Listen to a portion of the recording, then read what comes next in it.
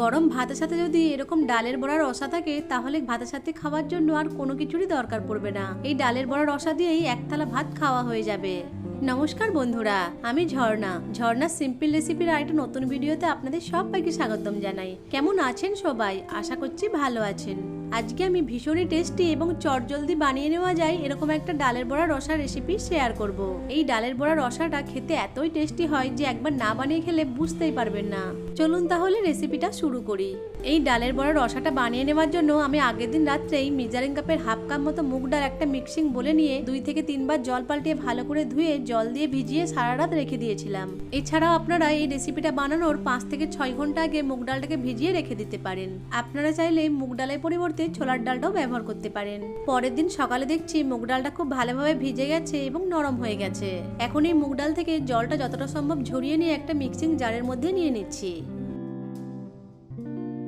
সমস্ত মুগ ডাল থেকে জলটা ভালোভাবে ঝরিয়ে মিক্সিং জারের মধ্যে নিয়ে নিয়েছি।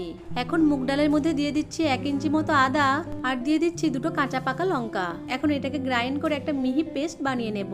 এখানে কিন্তু গ্রাইন্ড করার সময় কোনো রকম জল ব্যবহার করা চলবে না। মুগ ডালের পেস্টটা রেডি করে নিয়েছি। এখন এই পেস্টটাকে একটা মিক্সিং বোলের মধ্যে নিয়ে নিচ্ছি। সমস্ত মুগ ডালের পেস্টটাকে একটা মিক্সিং বোলের মধ্যে নিয়ে নিয়েছি। এখন এর মধ্যে দিয়ে দিচ্ছি স্বাদ মতো লবণ, দিয়ে দিচ্ছি 1/4 চামচ মতো হিং, হাফ চামচ মতো জিরে গুঁড়ো, 1/4 চামচ মতো হলুদ গুঁড়ো আর দিয়ে দিচ্ছি 1/4 চামচ মতো বেকিং সোডা। এখন সবকিছুকে প্রথমে খুব ভালো করে মিশিয়ে নিচ্ছি।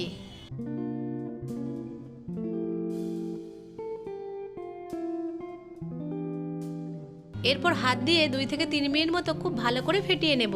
মুগ ডালের পেস্টটাকে 2 থেকে 3 মিনিট মতো সময় ধরে খুব ভালো করে ফেটিয়ে নিয়েছি। এখন গ্যাসের ফ্লেম অন করে একটা কড়াই বসিয়ে দিয়েছি। কড়াইয়ের মধ্যে সরষের তেল দিয়ে তেলটাকে ভালো মতো গরম করে নেব। এরপর ওই মুগ ডালের পেস্টটাকে বড়ার মতো শেপে গরম তেলের মধ্যে ছেড়ে দেব।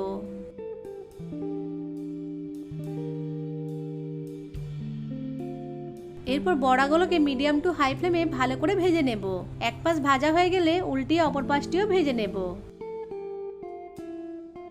উল্টে পাল্টে বড়াগুলো 2 সাইড ভালো করে ভেজে নিয়েছি। এখন তেল ঝরিয়ে তুলে নিচ্ছি। একইভাবে সব বড়াগুলোকে ভেজে নেব। এইদিকে বড়াগুলো ভাজতে থাক, ওইদিকে আমি 2টো মশলা তৈরি করে নেব।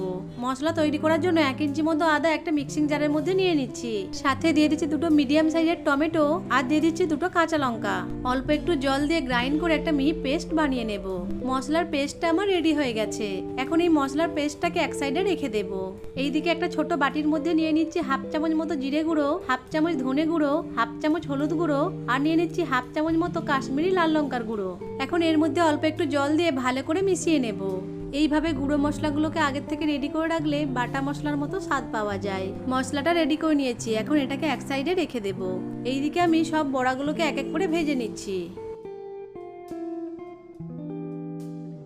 সমস্ত বড়াগুলোকে ভেজে নিয়ে তেল ঝরিয়ে তুলে নিয়েছি। এখন ওই তেলের মধ্যে দিয়ে দিচ্ছি হাফ চামচ মতো কালো জিরে আর দিয়ে দিচ্ছি 1/4 চামচ মতো হিং। নেড়েচেড়ে মিশিয়ে নিয়ে কালো জিরেটাকে কয়েক সেকেন্ড সময় ধরে ভেজে নেব। কালো জিরে ভাজা হয়ে গেলে এর মধ্যে দিয়ে দিচ্ছি বেটে রাখা মশলাটা। নেড়েচেড়ে মিশিয়ে নিয়ে মশলাটাকে ভালো করে কষিয়ে নেব।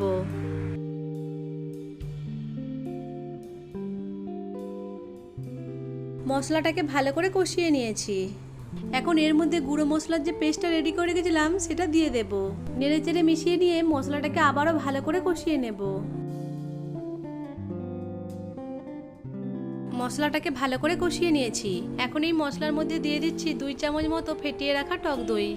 নেড়েচেড়ে মিশিয়ে নিয়ে মশলাটাকে আবারও ভালো করে কষিয়ে নেব। মশলাটাকে ভালো করে কষিয়ে নিয়েছি।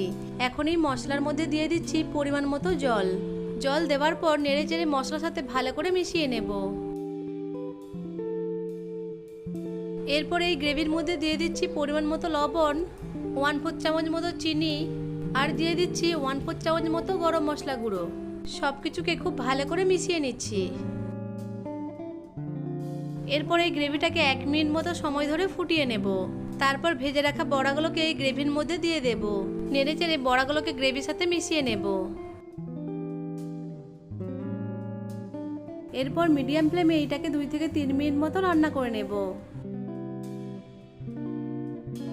3 মিনিট মতো সময় ধরে রান্না করে নিয়েছি। এখন গ্যাসের ফ্লেমটা অফ করে দেব। দেখলেন তো কত সহজেই দুর্দান্ত স্বাদের ডালের বড়ার এই রসাটা তৈরি করে নিলাম। এখন এই ডালের বড়ার রসাটাকে একটা বলে সার্ভ করে দিচ্ছি। নিরামিষ দিনে আপনারা এই ডালের বড়ার রসাটা একবার তৈরি করে দেখতে পারেন, খেতে কিন্তু দুর্দান্ত লাগে। ছোট থেকে বড় সবাই এই রেসিপিটা খেতে ভীষণই পছন্দ করবে। আশা করছি আজকের রেসিপিটা আপনাদের কাছে ভালো লেগেছে। ভালো লেগে থাকলে ভিডিওটিকে লাইক, কমেন্ট এবং শেয়ার করে দেবেন। ভিডিওটা ইউটিউব থেকে দেখে থাকলে চ্যানেলটিকে সাবস্ক্রাইব করে পাশে থাকা বেল আইকনটিকে অন করে রাখবেন। আর ফেসবুক থেকে দেখে থাকলে পেজটিকে ফলো করে দিয়ে পাশেই থাকবেন। এই ডালের বড়াগুলো ভেতর থেকে এতটাই সফট হয়, চলুন একটা কেটে দেখাচ্ছি। দেখুন এই বড়াগুলো ভেতর থেকে কতটা নরম হয়। ভিডিওটা প্রথম থেকে শেষ পর্যন্ত দেখার জন্য আপনাদেরকে অসংখ্য ধন্যবাদ।